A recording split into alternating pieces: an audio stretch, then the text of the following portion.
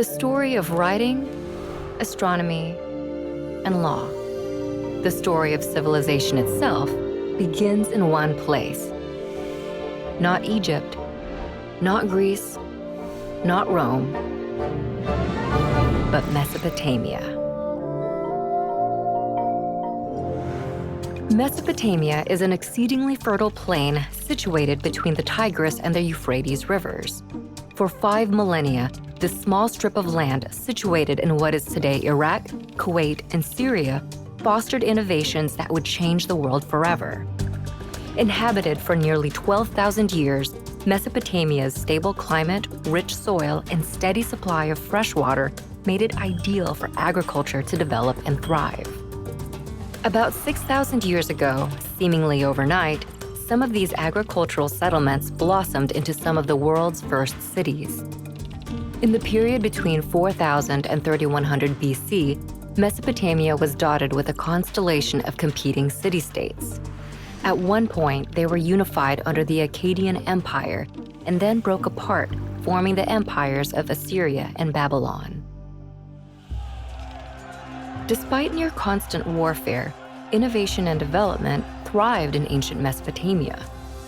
They built on a monumental scale, from palaces to ziggurats. Mammoth temples served as ritual locations to commune with the gods.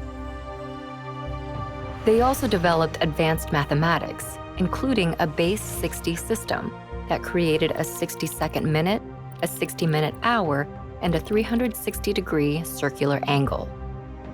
The Babylonians used their sophisticated system of mathematics to map and study the sky. They divided one Earth year into 12 periods.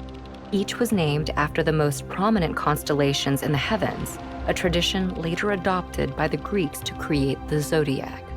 They also divided the week into 7 days, naming each after their 7 gods embodied by the 7 observable planets in the sky. But perhaps the most impactful innovation to come out of Mesopotamia is literacy. What began as simple pictures scrawled onto wet clay to keep track of goods and wealth developed into a sophisticated writing system by the year 3200 BC.